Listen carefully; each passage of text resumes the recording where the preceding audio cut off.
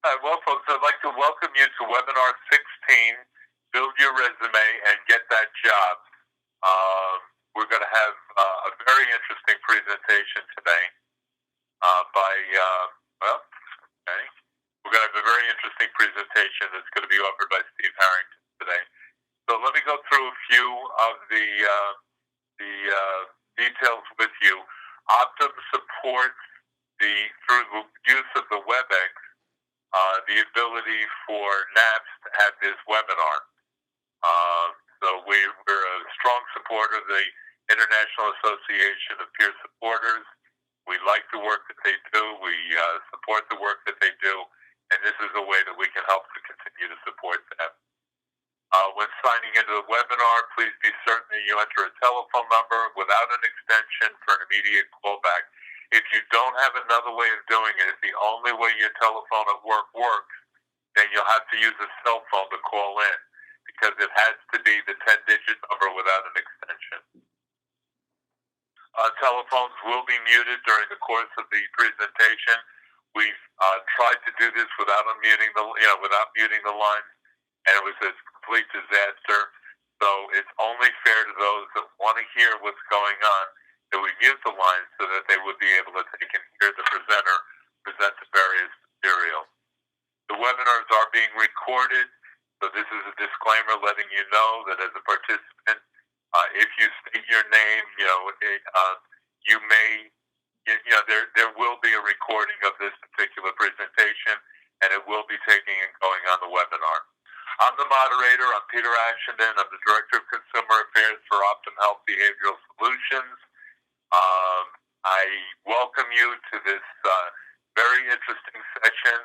I think you'll find it to be thought-provoking and an environment where you can take and learn and help others to be more employable. And that's what we're trying to achieve with this particular webinar. How can we help people to be more employable? So, without further ado, I'm going to turn it over to our illustrious Executive Director of the International Association of Peer Supporters, who's going to talk about Build Your Resume and Get That Job. Steve Harrington, welcome, and thank you for taking and doing this wonderful presentation today. Thank you, Peter, and thanks to Optum, too, because without Optum's support, by letting us use the technology, we couldn't offer these webinars, certainly not for free. So this is really important. Okay, let's go to the next slide. Okay, here's some learning objectives that I developed for this particular presentation. What we want to do is really explore some of these strategies for employment. How do we make ourselves special? How do we make not just ourselves, but also the peers we support? How do we make people appear special as they stand out? It can be a real challenge, especially when employers are having a couple hundred resumes or applications on their desks. How does an individual stand out? And also, how do we build on our strengths? And then also, one issue that comes up very frequently is if we have a gap in our resume because of perhaps we've been unable to work because of a psychiatric and or substance use disorder. How do we cover that? How do we deal with that? And we certainly don't want to misrepresent or lie or that kind of thing, because that can come back and bite us. But at the same time, there are ways that we can deal with that. So, and beyond just getting a job, how do we advance in our employment? And we're looking at, of course, peer supporters. We hear a lot about their own situations, about they would like to advance, they would like to do more. But, it's the same is true of the peers we support. It's that, it's about getting the job first, and then how do we advance? So, next slide, please. Bear with me 1 minute. I'm doing two things at once. Okay, go ahead. I'm sorry. Okay. I just want to emphasize that Participants are likely to find this very useful for themselves, but at the same time, let's keep in mind that these same strategies, these same skills are vital for those we support. So, next slide, please.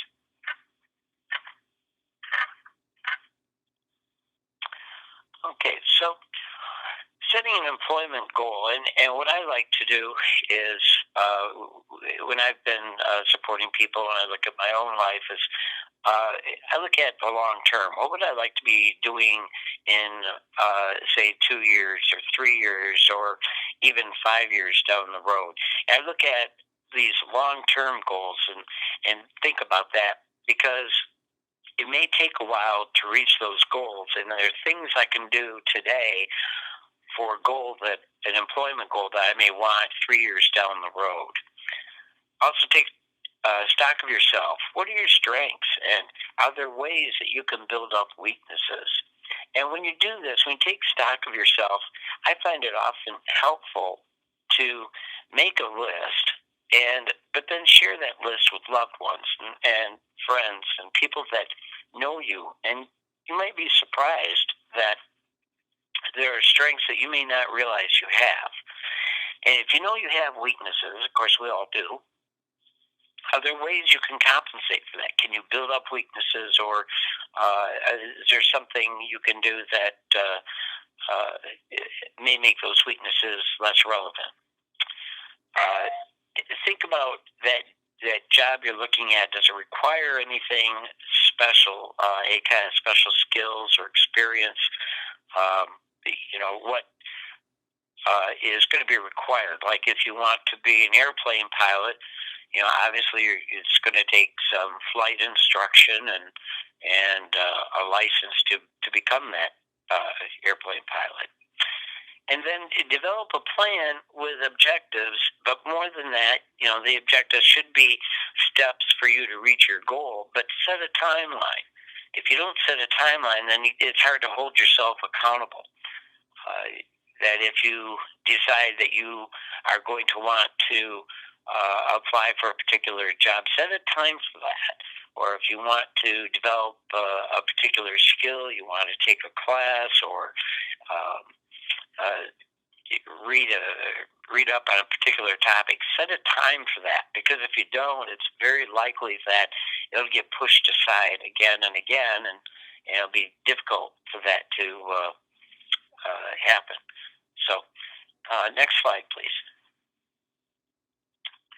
So, with resume building, this is something, an issue that's near and dear to my heart, because I found out early on that unless you really are thinking about this almost constantly about how can I make myself, again, appear special, to stand out in competition with all those other resumes and applications on the human resources person's desk, it's going to be really difficult.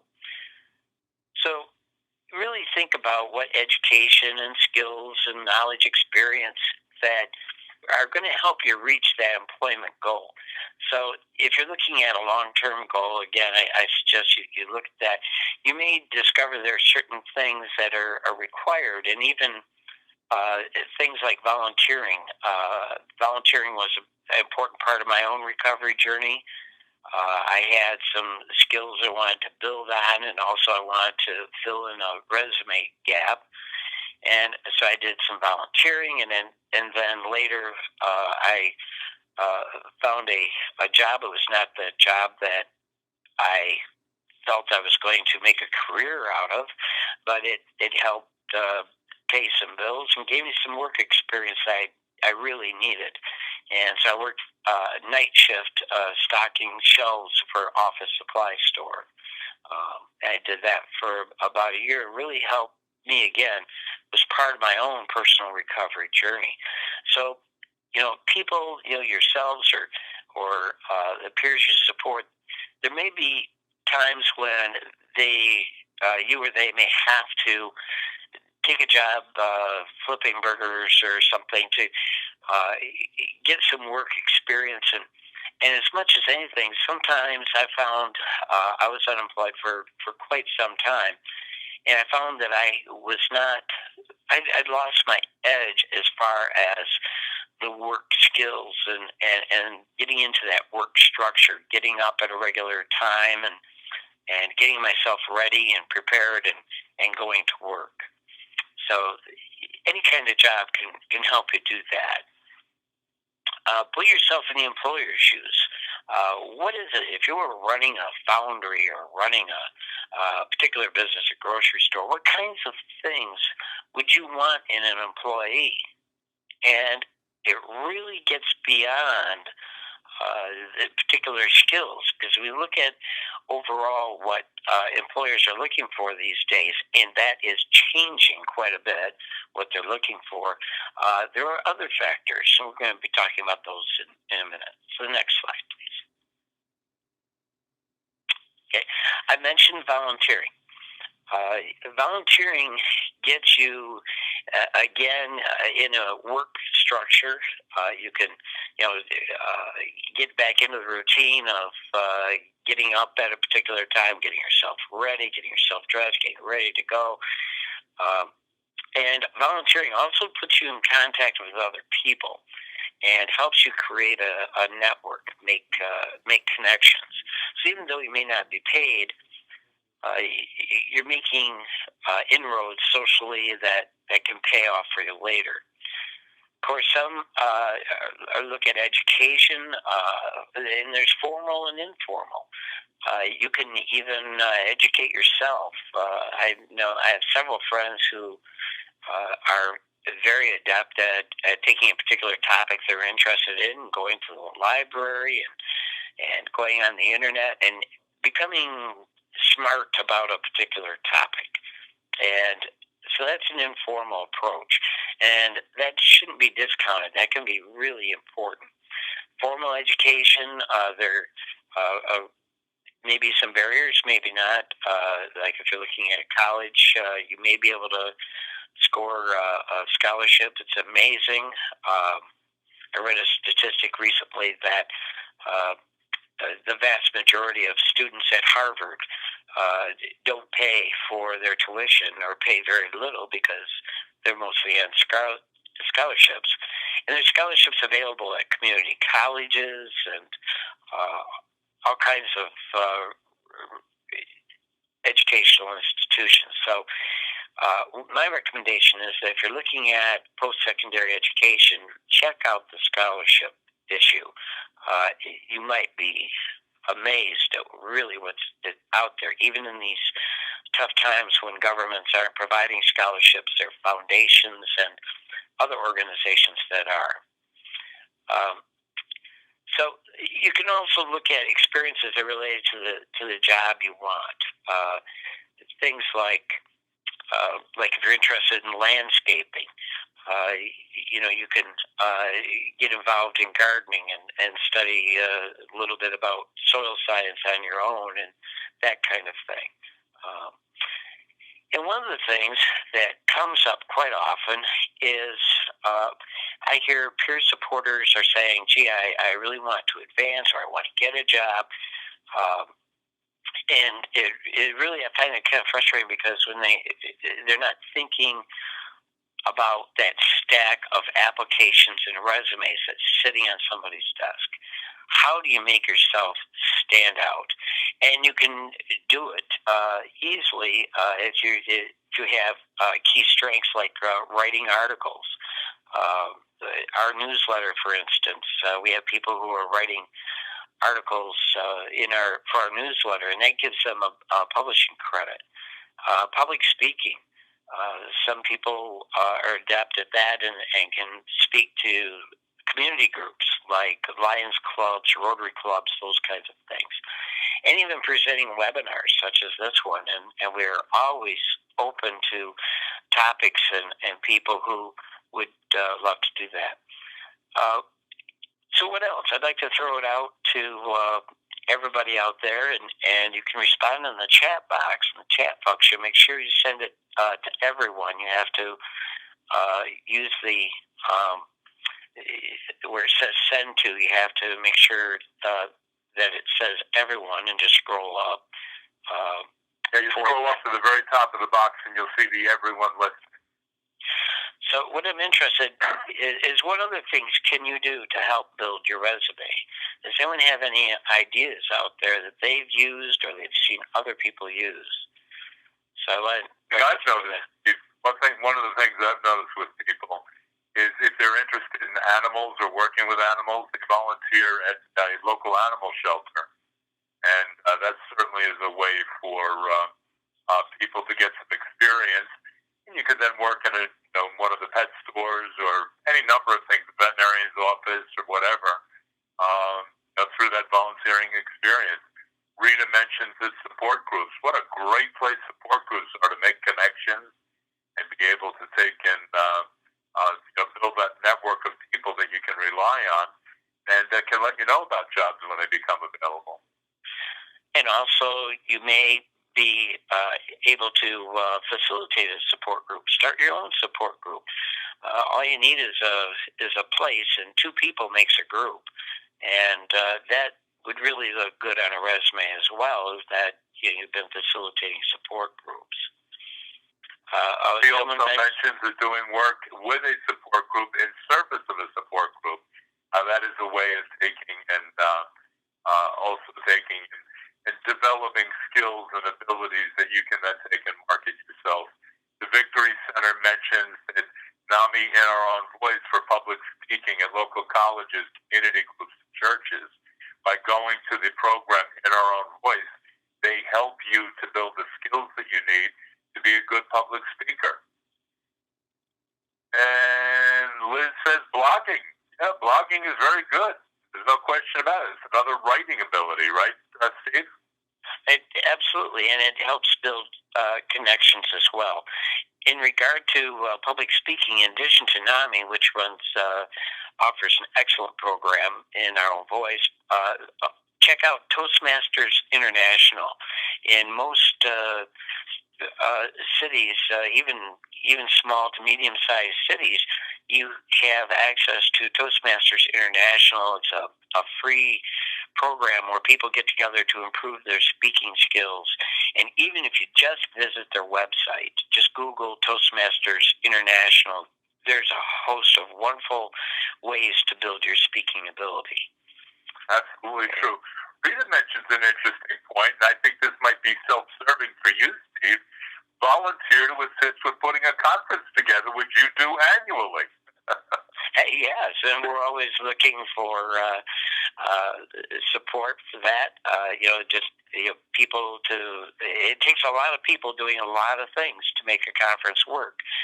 And, I've been visiting conferences recently in Wisconsin and Ohio and in Michigan here, and it's done by volunteers, and people learn a lot, and it looks great on a resume because it is valuable experience.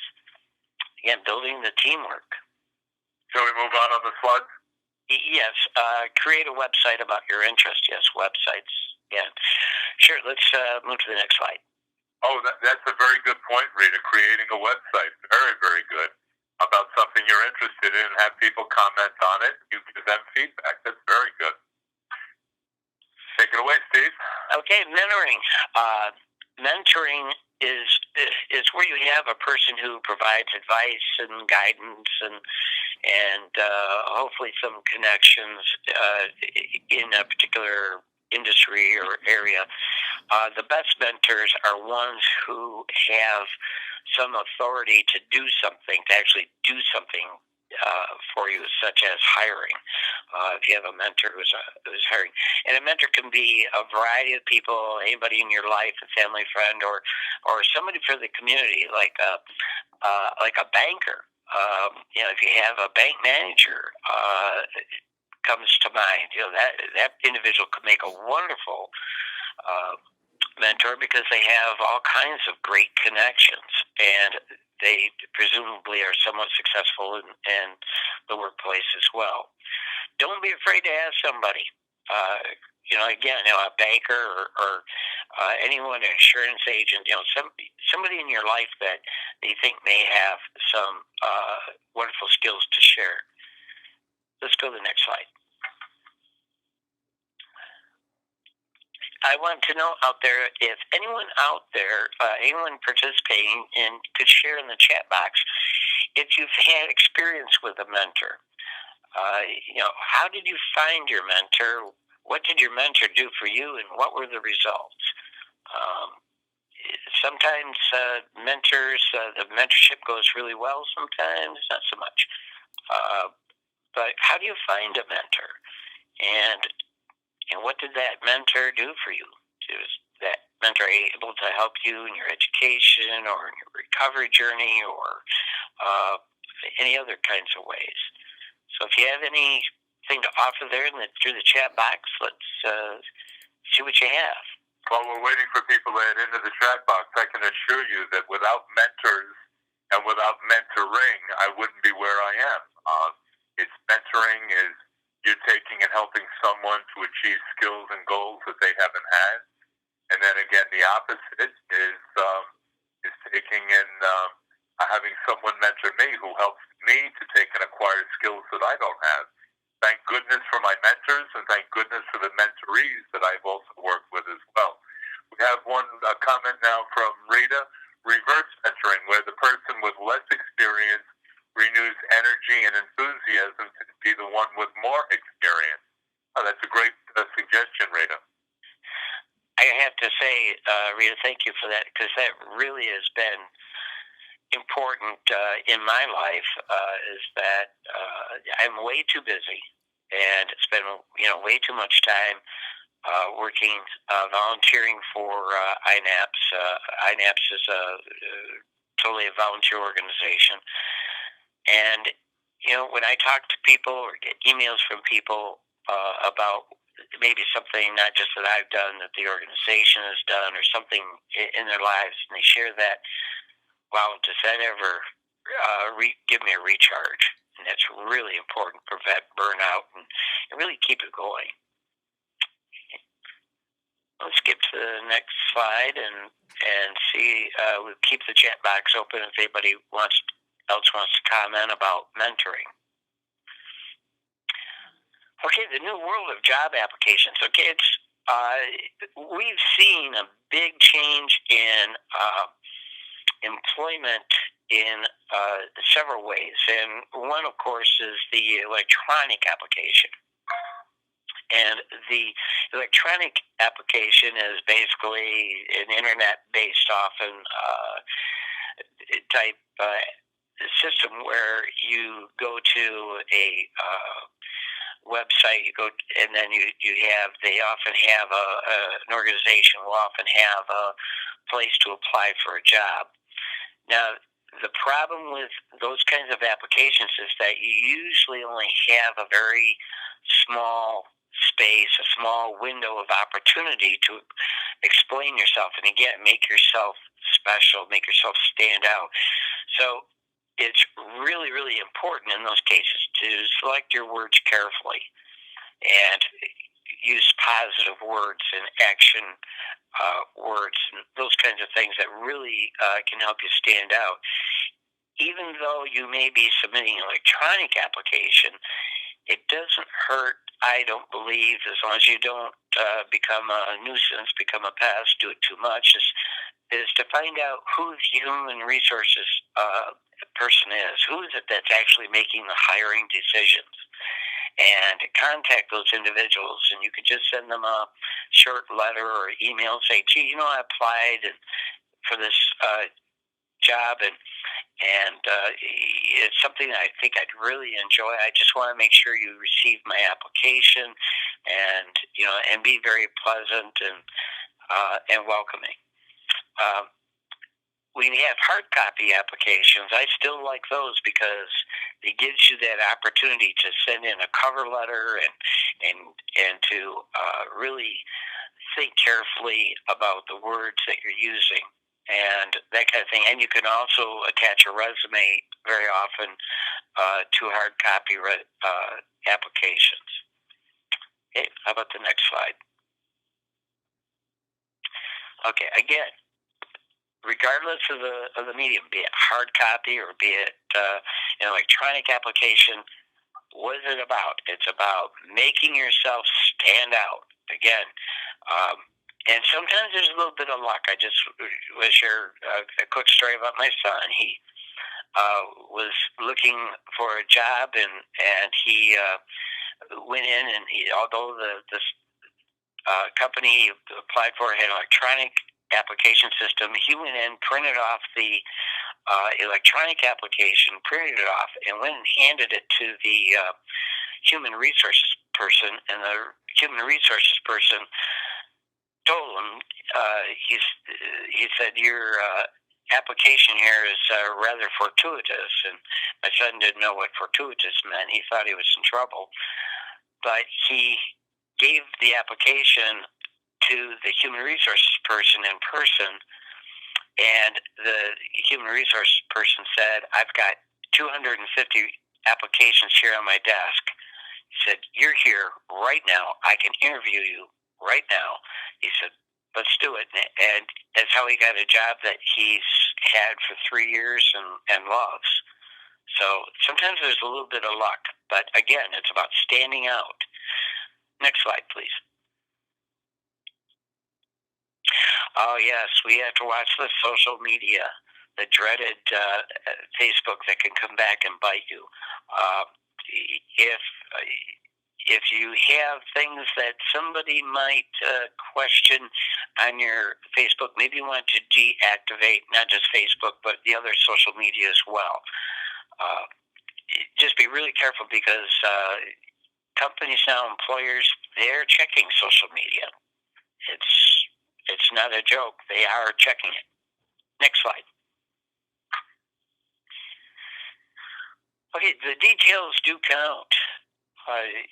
When you are putting in any kind of application or resume, have somebody proofread it and make sure that you've got the grammar is proper, that you have the spelling, and also the facts, having the names and addresses and dates of previous employment or of your references.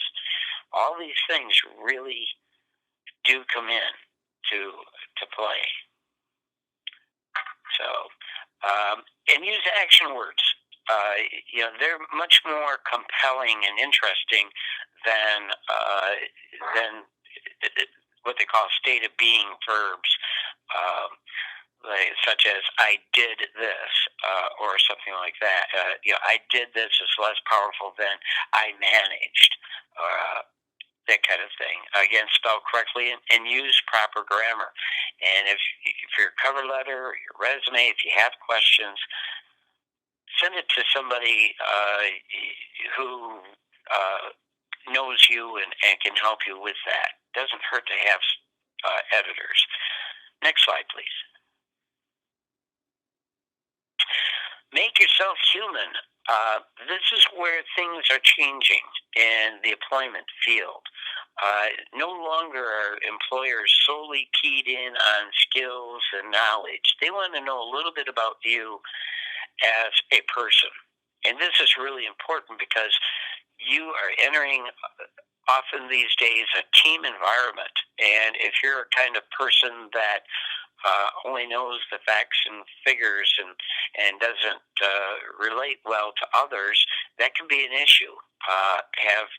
Have a friend who was promoted to a job, a supervisory job, and he performed well, but he ended up getting fired because he wasn't relating well to other people, which is really odd, because he's such a fun guy, but he was so serious at work that he wasn't relating well to people. So that ability is really important. It's becoming increasingly recognized in the workplace.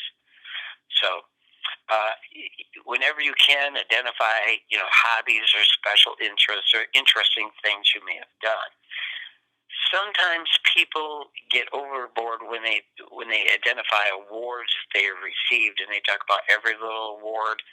Maybe they've got a spelling bee award back in third grade or something, and those are better left out unless there's something that really stands out, like an industry award, something like that.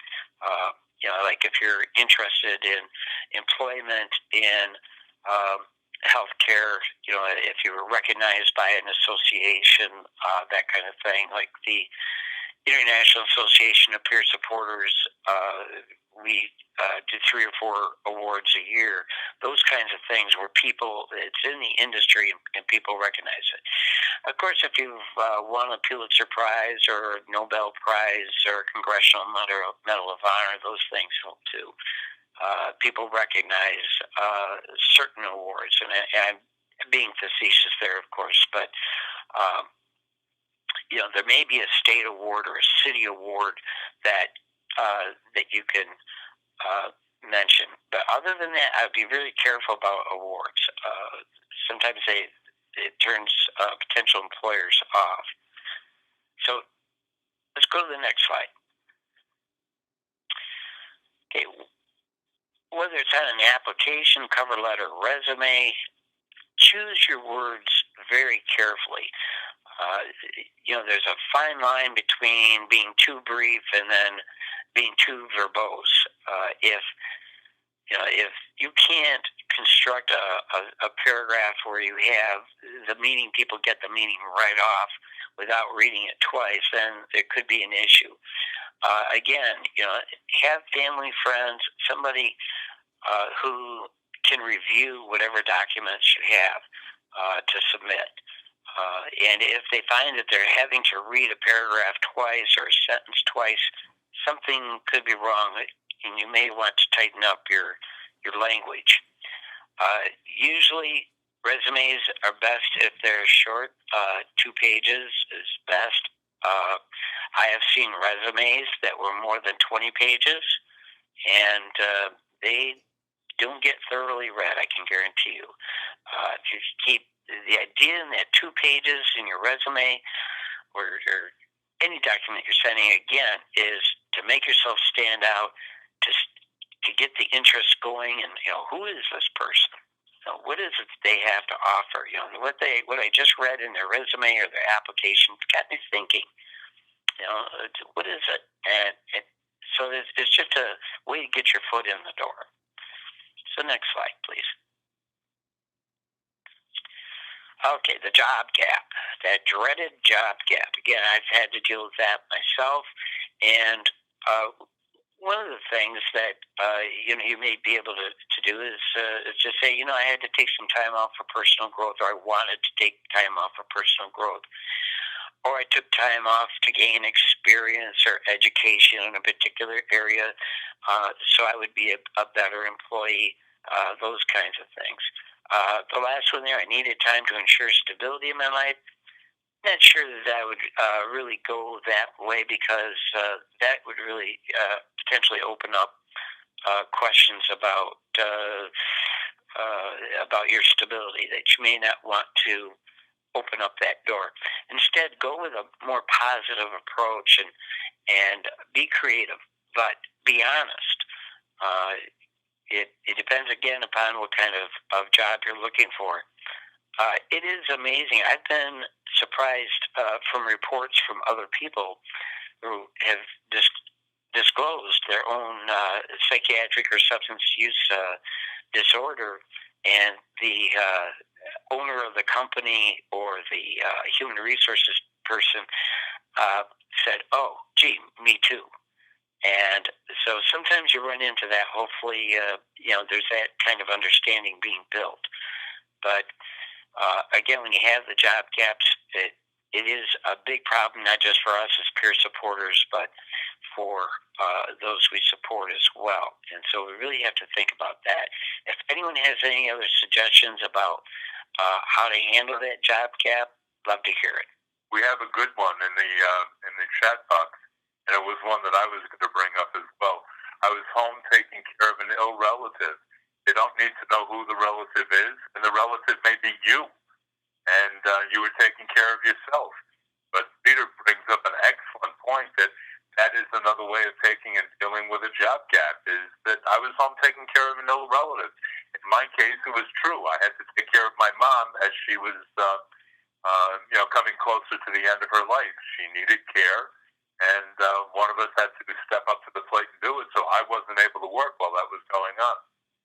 So, there are ways of taking, helping with that job gap, and everybody's concerned about the job gap when you're looking for a job. Everybody's worried about it.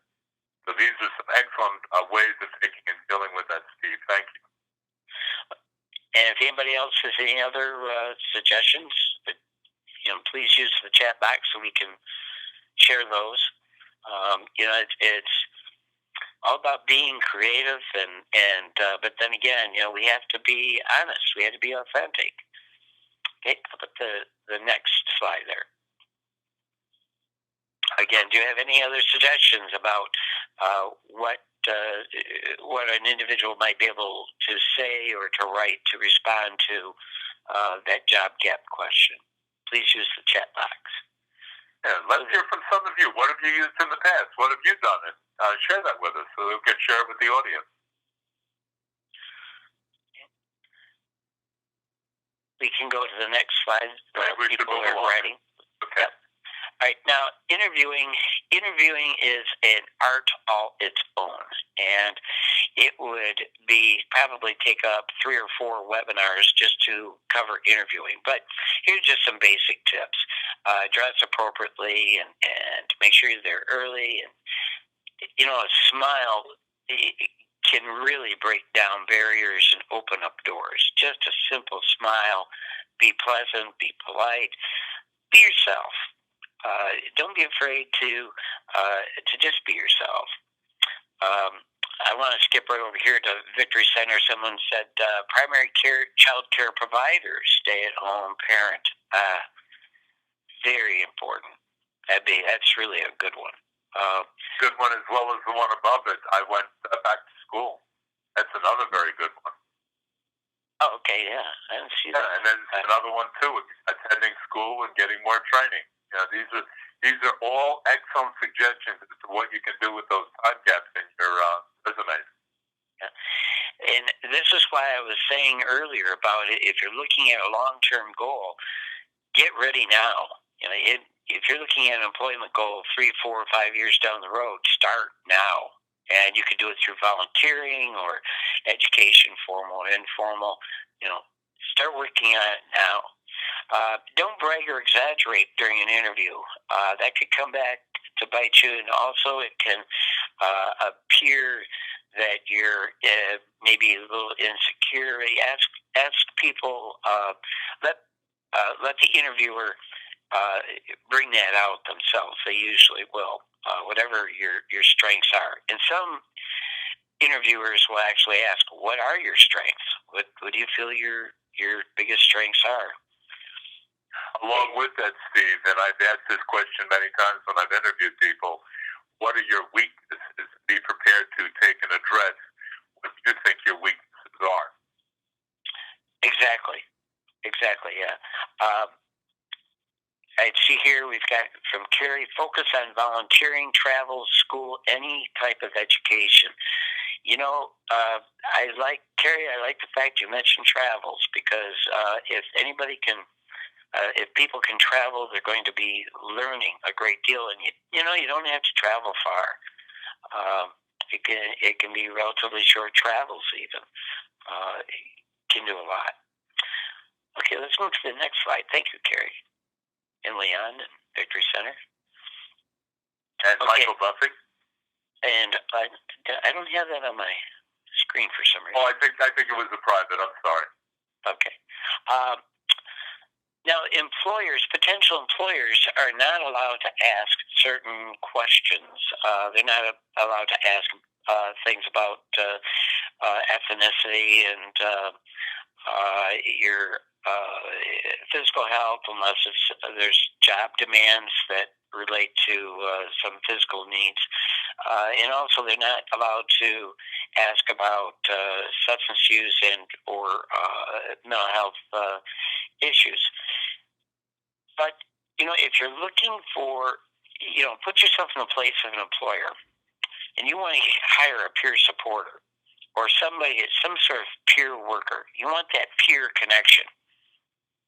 You may be, as an employer, because of the Americans with Disability Act and a couple other federal laws, you may be very reluctant to just flat out say, do you have a history of a psychiatric or substance use disorder?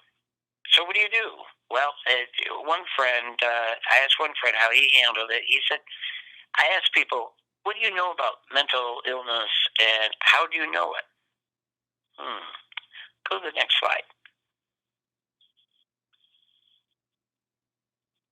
Bear with me. There we go. There we go. When an employer asks a question like that, what does it do? It gives you an opportunity to self-disclose in a positive way. And the biggest thing is it shows the employer that you're not afraid to step up and say, you know what? Yeah, I do have a history. If this is a peer position, that you're seeking to say, yeah, I do have that history, but I'm doing really well now. My recovery journey has taken me to a place where I want to give back and help others, and this job is the best one for me. And I think it's going to be the best for you because of my passion for it. Let's go to the next slide. Okay, just presentation. I don't want to get in too much of that, but again, when you're just submitting, if you're just submitting applications or resumes, cover letters, put your best foot forward on that, and really, again, anytime you can get input from other people, that can really help. Next slide. Okay, printing neatly. If you're printing an application, it's really frustrating if you can't read a person's name or address or even telephone number. Yeah, consider printing your cover letter and resume if you have that opportunity to put it on a quality paper stock, such as pastel colored linen. You can get those at office supply stores. That tells the individual, it tells the potential employer, you're serious about this application. Again, one more way to make you stand out. Mail is a flat. Get a 9x12 inch envelope. You can get those at a lot of stores or office supply stores, given small quantities. Just 9x12 envelopes, so that the human resource person, when they open up the envelope, they don't have to unfold your resume and have those fold marks. And whenever possible, find out who the individual is that's going to be receiving your application. Find out who that individual is. You can make a personal connection. You can say, dear John Smith, and it shows them that you made the effort to find out who it is that's making the decision. So I see we have a comment from Leon. When I print on applications, I use only uppercase letters. They are easier for the receiver to read. Leon, I do the same thing. But I've also just be careful. I've even seen people print that had problems reading. So again, it doesn't have to be perfect, but just easily readable. Next slide, please. Okay, so you've got the job, or you're looking for advancement, or you're looking for job security, and this comes up for everybody. Every day, I try to prove myself as I'm a good worker, and it's like I'm trying to prove that every day. And unfortunately, as peers, we're under a microscope very often. It depends upon the organization, but a lot of times, people are are giving you extra scrutiny because they're not sure that about the whole idea of peer workers. Don't be in a rush to leave. Arrive a few minutes early, and ask questions when you need to perform a task. It's a lot. It's a lot more effective to just simply ask somebody if there's something you don't know. Like if you are asked to perform a task on a computer and you don't know the program, need a little help with the program. That's one for me. Ask, just say, hey, I'm not familiar with this program. Can you walk me through it? That kind of thing. Don't be afraid to ask. So next slide, please. I'll move to the next slide, but I wanted to let you have another comment that was accidentally not to everyone. When you take and do everything in uppercase, some people view that as shouting. So, you might want to be careful about the uppercase too, because some people do interpret that as you're trying to yell your point across instead of just taking and talking in a negative. I've seen that done before, and it doesn't work very well. So what you can do, and Deborah points out again, is use a larger font. Instead of taking and using uppercase letters, it'll still get the same point across. Okay. Okay, I hadn't thought of that. So to keep a job or to advance, consider this. I gave this advice to my son, and it's really worked out well for him. He works in a foundry. I said, gee, Jason, learn as many tasks as you can. You're hired to do this one particular job, but if you get an opportunity, learn what's going on elsewhere in the plant and learn how to do other jobs. And he just recently got a big raise and a promotion because he knew how to do the other jobs and he could supervise. So, and I've seen it in my own life. I learn as much as I can about not just my job, but other jobs and how it fits into the big picture. Cultivate and display a positive attitude at work. That is one of the most important things. They've done studies that have shown that people often think that that getting a promotion will make them happy. And that seems to make sense. But studies have shown that happy people are the ones that get the promotion. That means that they're already happy. They already have a positive attitude. Employers appreciate that. They're the ones who are most likely to get promoted. If you're waiting to be happy after you get a promotion, that may never come. Get happy now. Find places in your life that are satisfying. And be huge to be a team player. We're working in environments that now require teamwork. And if you're not a good team player, work at it. And work at socializing with coworkers. It helps you build connections, a network, and also helps you learn about that particular workplace. Next slide, please. Before I move to the next slide, one of our comments from one of our attendees is to be a team player, which goes along with all the other things that you were just saying. The importance of being a team player and letting your other staff that are working with you know that you're a team player.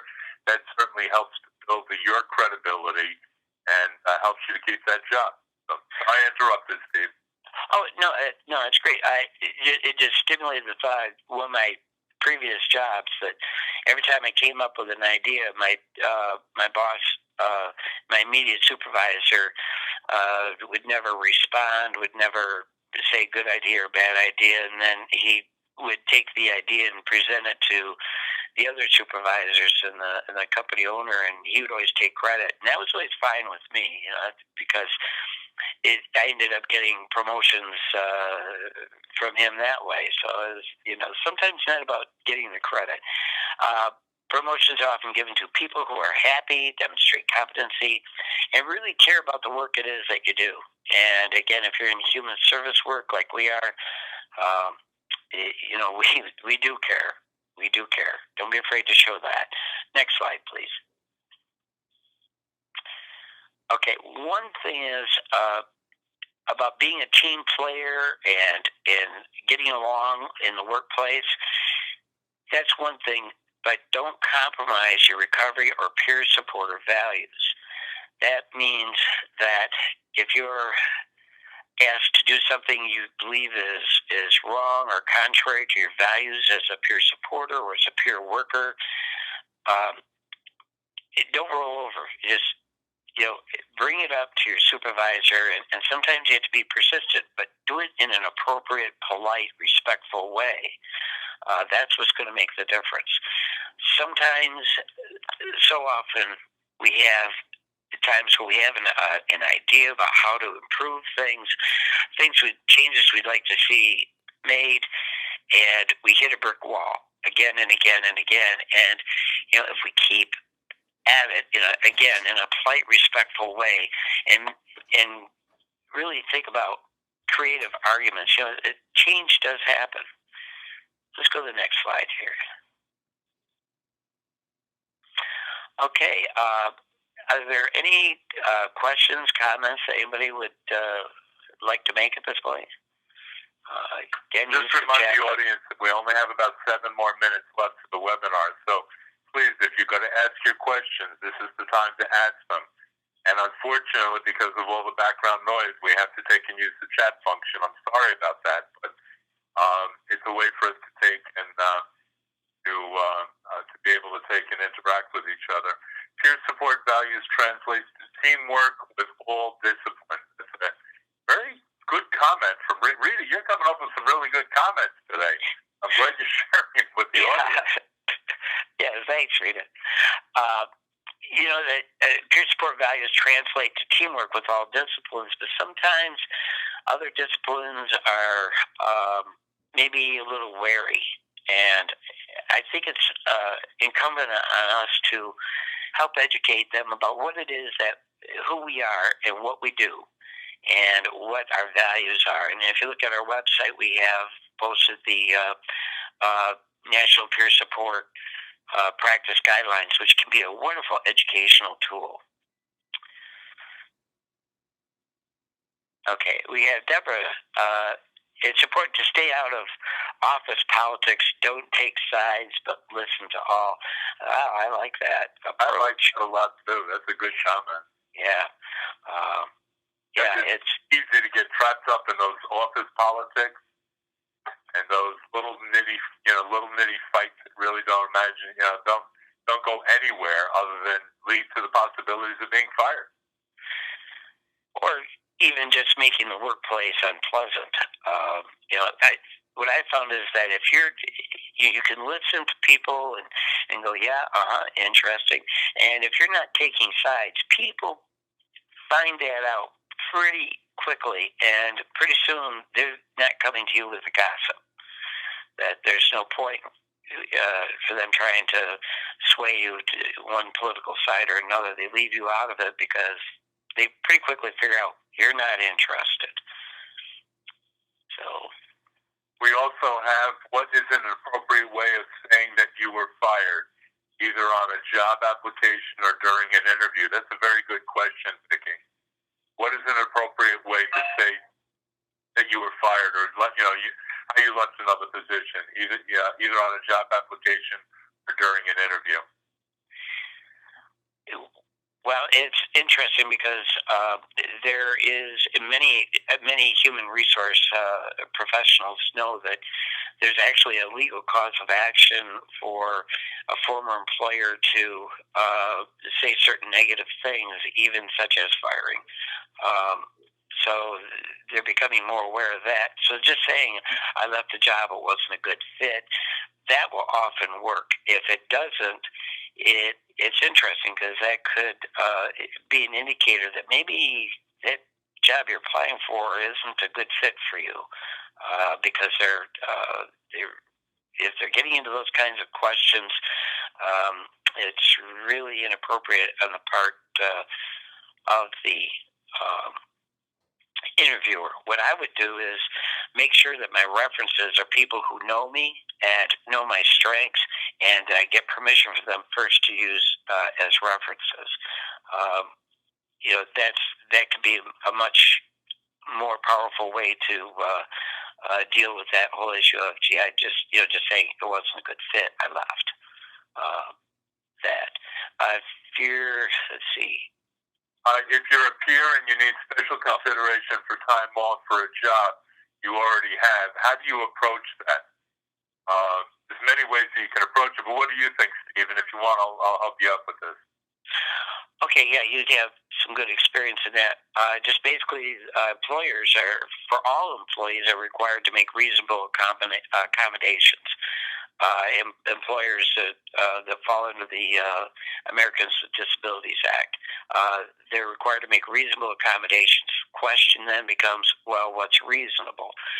And there's usually policies, like it's not too uncommon to hear, they'll give an individual 2 months leave time, that kind of thing. The more important you are to the organization, I've found the more they're likely to be flexible and help you out.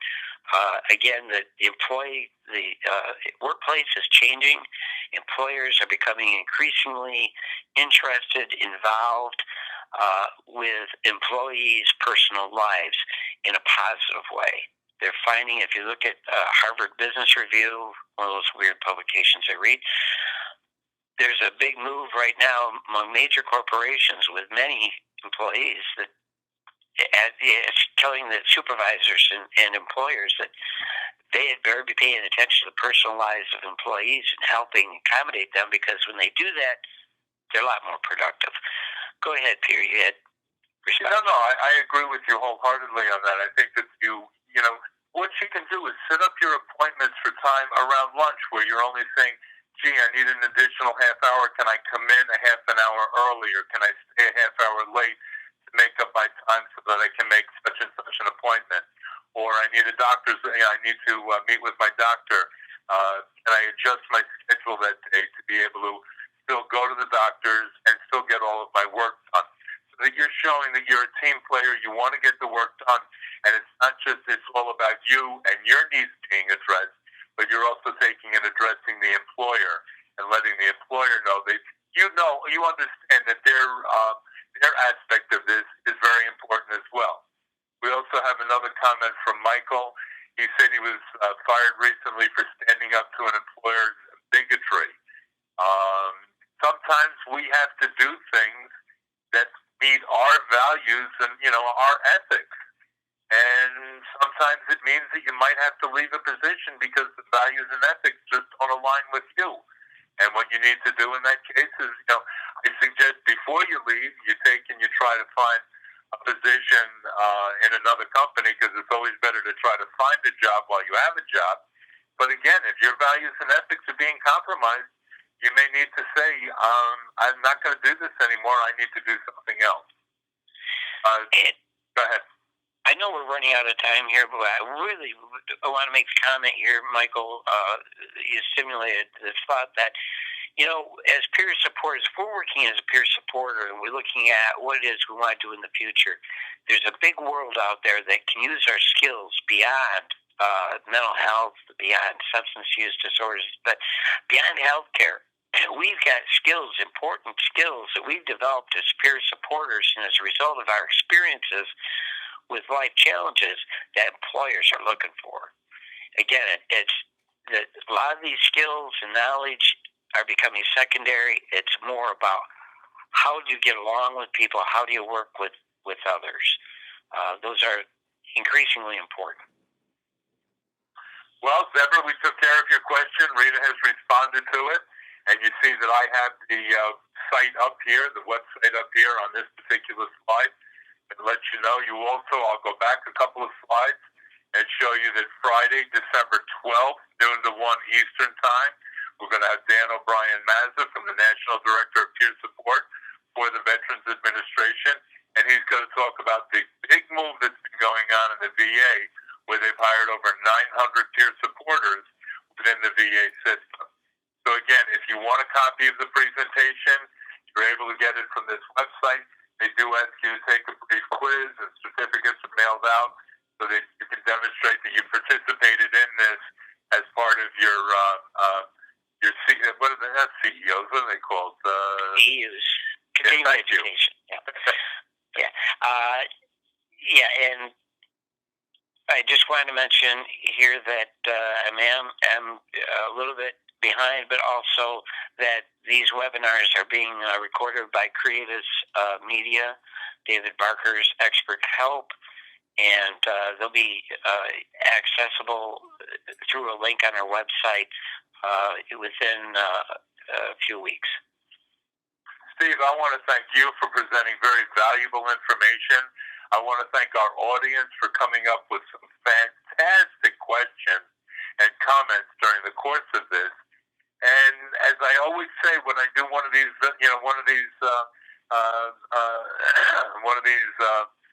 sessions, it takes a village to raise a child. So we have a village here. We got a pretty strong village, and we're in the process of raising a very strong child through your work, through the work that Steve is doing. Through all of our work, we can make this as much as possible. So as helpful as possible. Kerry, you may have to take and use your own computer instead of using a UHG computer. Any other comments? All right, everybody have a great day. Thank you so much. Steve, thank you. And Rita, thank you as well. Take care, everybody. All right, bye now.